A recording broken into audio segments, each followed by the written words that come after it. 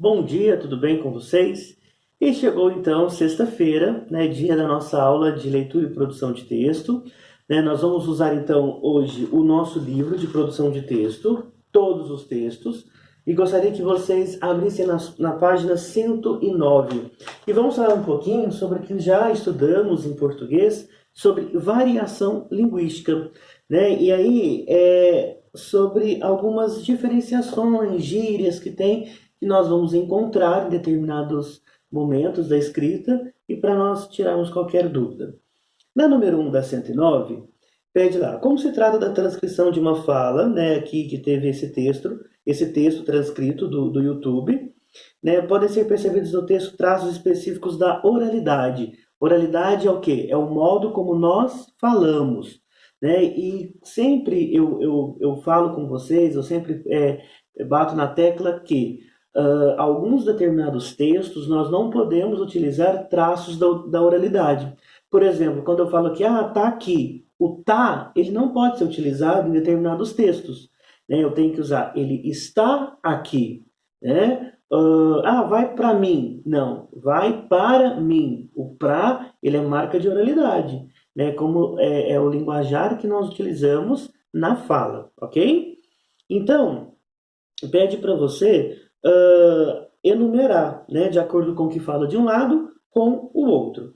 Então vamos lá. Número 1, marcador conversacional de interação com o interlocutor.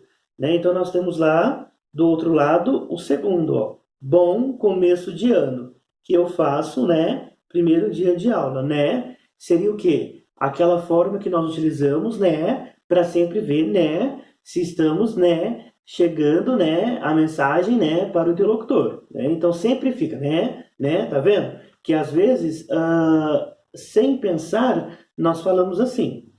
Depois nós temos lá apagamento do R final de algumas palavras, especialmente nas formas verbais do infinitivo. Aí nós temos lá comprar o material, quer dizer fazer um vlog. Então comprar seria quer dizer fazer, tá certo? Número 3, presença de gírias. É a primeira aí, ó. E aí, galera? Mó da hora, né? Então, número 3 aqui. Número 4, retomada e repetição do tópico sobre o qual se fala. Nós temos, então, a última. Começo de ano e vocês sabem o que eu faço, né? Todo começo de ano, tá certo? Próxima 5. Redução de alguns fonemas da palavra em sua forma escrita, clássica, como uma regra de economia típica da fala. Então, e vocês sabem. Vamos comigo? Depois, quebra da estrutura típica da escrita. É Maísa aqui, mais um vídeo do mais será, né? Quebra aqui, correção e reelaboração imediata. Nós temos, então, comprar os meus, ganhar, na verdade, material escolar. Então, ficou uma sequência 3, 1, 2, 5, 7, 6 e 4, ok? Passando para 110, nós temos lá então, ó, observando a linguagem utilizada e o conteúdo do trecho lido, deduza. Letra A. Qual é o perfil da pessoa que fala? Justifique sua resposta. Então, qual que é o perfil? Então, é uma jovem, é uma adolescente e refere-se à compra de material escolar. Né? E utiliza gírias como mó da hora, né? Nesse quesito. Letra B. A quem ela se dirige? Que termos ela utiliza para se referir a essas pessoas? Ela se refere ao seu público, né? Com certeza ela tem um canalzinho, né? Algo para conversar com outros adolescentes, né? E ela se refere primeiro às expressões galera, vocês, a gente, vocês. Então são gírias, né? São termos utilizados realmente para quando você frequenta o mesmo grupo, né? Para quando você fala para o mesmo grupo que você. Letra C. Essa linguagem pode ser considerada adequada à situação de comunicação na qual a fala circulou? Justifique sua resposta. Sim, por quê? Ela estava falando com os amigos, então ela tem uma liberdade em utilizar gírias, em utilizar expressões, em utilizar esses meios de fala. né? Se ela estivesse conversando, por exemplo, com a direção da escola, com o prefeito, com alguém que ocupa um cargo, por exemplo, de destaque, essa fala deveria ser diferente, né? Se ela apresenta um trabalho na escola, por exemplo, ela deveria usar uma outra linguagem. Ela não poderia, não estaria adequado ela falar assim, tá certo? Então não é que existe erro de fala, existe inadequação. Tá certo? Então, em cada momento, nós temos uma fala, né, uma falácia adequada. Tá? Número 3. Releia este trecho. Então, nós temos o trecho para reler. Letra A. Reescreva o trecho lido, imaginando que o vídeo do qual ele faz parte será disponibilizado no blog da classe e a sua reescrita comporá o texto de introdução do vídeo. Comece com Maísa decidiu. Então, vamos lá, ó. Maísa decidiu fazer um vlog comprando seu material escolar com seus seguidores. Já que eles sempre pedem a ela que mostre os seus presentes, as coisas que compra e que ganha, por que não mostrar também a compra do material escolar? Então, se ela mostra outras coisas, por que não, então, mostrar também do material escolar? Ok? Letra B. Compare a sua versão com a versão do vídeo e indique quais são as principais diferenças. Aí nós temos que ver o que você preencheu na letra A. Tá? Aí o que você preencheu de diferente do vídeo, você aponta aqui na letra B. Tá certo? Número 4. É para analisar as informações em verdadeiro ou falso.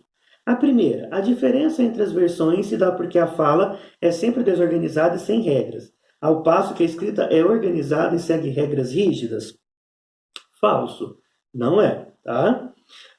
A diferença entre as versões se dá porque fala e escrita são modos distintos de usar a língua e, portanto, seguem regras também distintas. Verdadeiro, tá? Lembra que eu falei. A adequação ao momento que você fala, tá?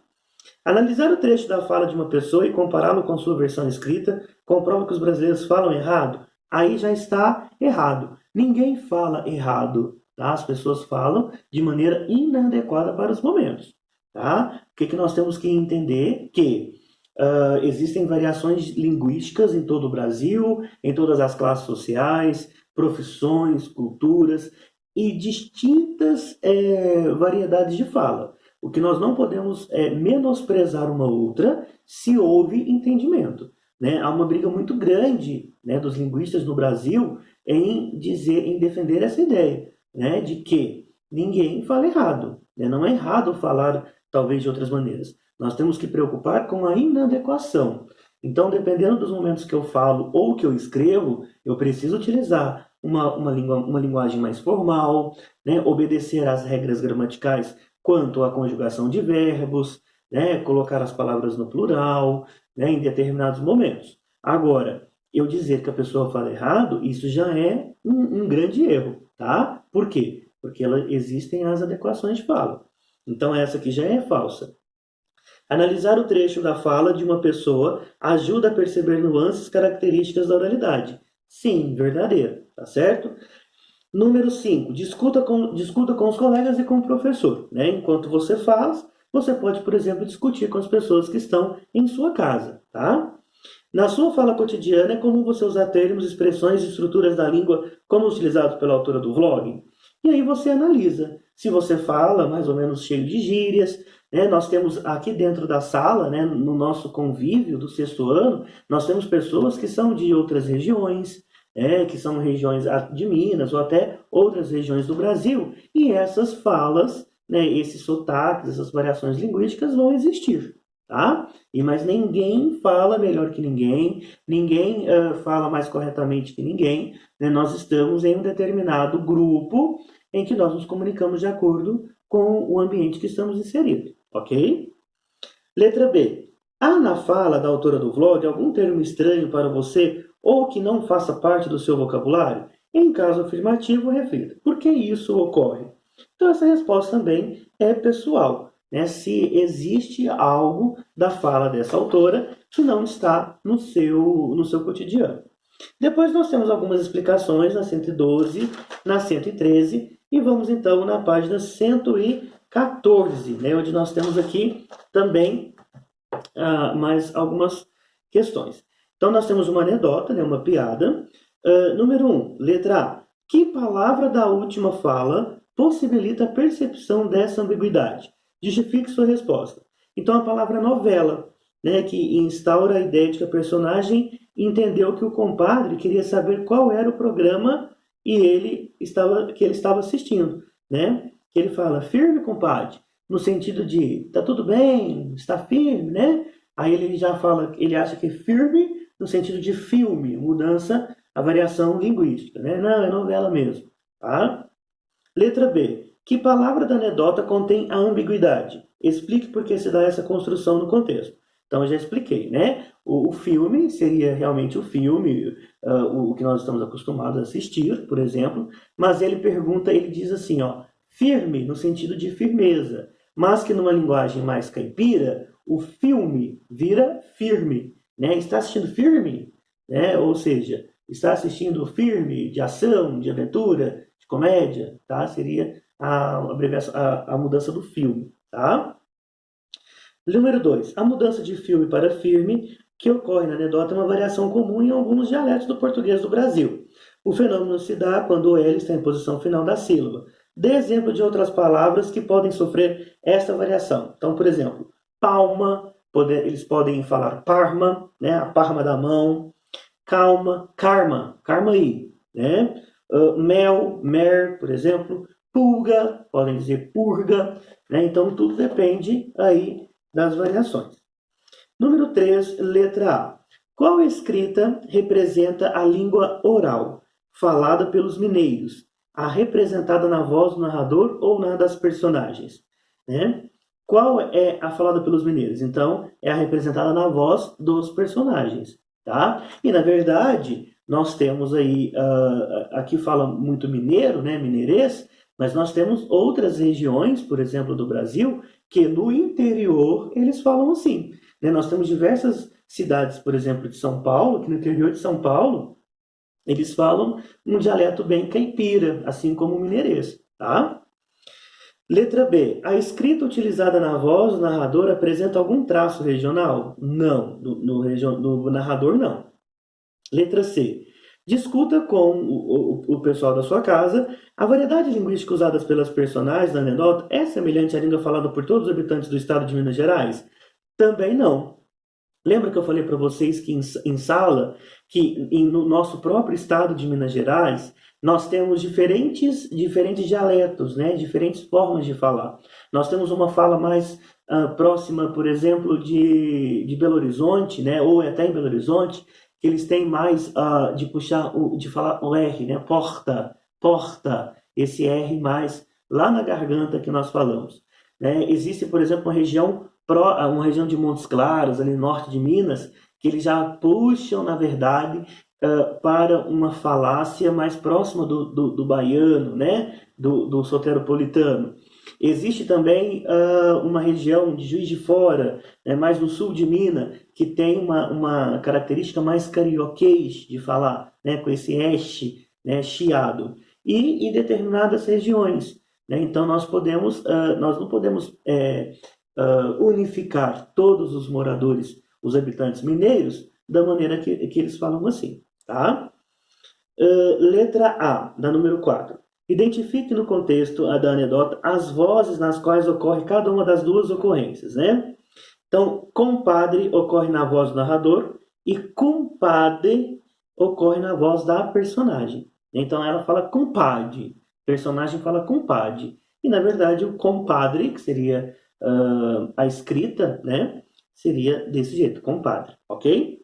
Letra B. Na fala, dependendo da região do Brasil, a pronúncia da palavra compadre pode não se dar exatamente da forma como ela é escrita. E aí vem a pergunta: de que forma se poderia representar na escrita a pronúncia dessa palavra em uma variedade urbana de prestígio na qual ela não coincidisse com a forma escrita padrão? Então há, por exemplo, diferentes aqui, seria compadre, né? Compadre e compadre, tá? Então poderia ser compadre, compadre e compadre, ok? Como você fala a palavra? Aí você responde uma maneira pessoal aqui de responder, tá certo?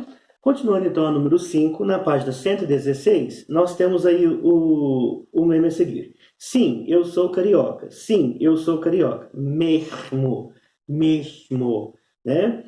Letra A. Há nesse meme uma palavra que também foi escrita de forma diferente da convencional. Qual é ela? A palavra mesmo, tá? Como é a escrita padrão dessa forma? Mesmo, né? Letra C. Troque ideias com o pessoal da sua casa. Será que todos os cariocas falam dessa mesma forma? Como você pronunciaria a palavra mesmo, né? Tem a palavra mesmo, mesmo, mesmo, né? Então, são várias formas, aí você coloca uma resposta mais pessoal. Conclua. As escritas firme e mesmo representam uma mesma variedade linguística? Não, né? Nós temos aí firme, que seria a mudança do L pelo R, e mesmo, né? Seria, na verdade, a elipse desse R, né? Mesmo. É como se ele não existisse, tá certo? Leia a seguir a parte de um texto retirado da internet e depois responda as questões de 6 a 8. Então, temos aí, papo cabeça da internet. Fê, e aí? Firmeza? E aí? Show de bola. Fez o homework? Que homework, né? O que a prof pediu? Putz, a história, né? Nossa, sensação. Então, são várias falas aqui, tá certo? Então, vamos lá, número 6. O texto retrata uma troca de mensagem entre dois internautas. Letra A. Que idade você imagina que eles tenham? Justifique sua resposta, né? Eles devem ser adolescentes, por exemplo, né? Entre aí 15, né, 16, 17 anos, mais ou menos. Eles ainda estudam, né? Então, letra B, eles pertencem ao meio rural ou urbano? Né? Nós podemos perceber que pertencem ao meio urbano, tá? Observe a variedade linguística utilizada pelos interlocutores. Letra A do número 7. Ela é formal ou informal? Ela é totalmente informal, ok? Não obedece às regras gramaticais, concordância de verbo, até na escrita das palavras, tá? Letra B. Ela apresenta gírias? Sim, um monte, né? Tipo, numas, brazuca, só, se liga, louco. São palavras que nós utilizamos numa linguagem mais formal, tá? Letra C. Ela apresenta expressões próprias do internetês, isto é, da linguagem utilizada na internet? Sim, né? O BJ, por exemplo, para beijos. O VC para você, tá? Número 8. Letra A. Que fato ocorrido em 31 de março mudou a história no Brasil? O golpe militar de 64, né, que levou os militares ao poder, no qual permaneceram até 1985. Tá? Letra B. Por que as hipóteses formuladas pelos dois internautas tornam o texto engraçado? Porque as hipóteses são absurdas, né? E revelam o quanto eles desconhecem a história do Brasil. Tá? Número 9. Leia as seguintes sequências de palavras. Então, nós temos aí zíper, né? Feijoeckler, ri, mamãe vem aí. Mandioca, macaxeira, aipim, castelinha, maniva, pão de pobre. Mexerica, tangerina, bergamota, laranja cravo, mimosa. E assim outras palavras, né? De diferentes variações. Qual palavra de cada sequência é mais utilizada na região que você vive? Aí você assinala, né? E escreve aqui na letra A. E letra B, você conhece o sentido das outras palavras da sequência? Se sim, comente com o pessoal da sua casa. Né? Quanto interessante. Nossa, um café com leite também é chamado de pingado. Né? Ah, já conhecia.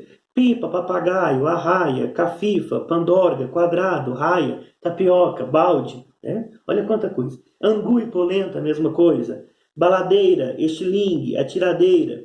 Obstáculo, lombada, quebra-molas, redutor de velocidade. Tem pessoas que chamam de tartaruga, por exemplo. Sinaleiro, semáforo, sinal, farol. O radar, por exemplo, muita gente em outras regiões chama de pardal.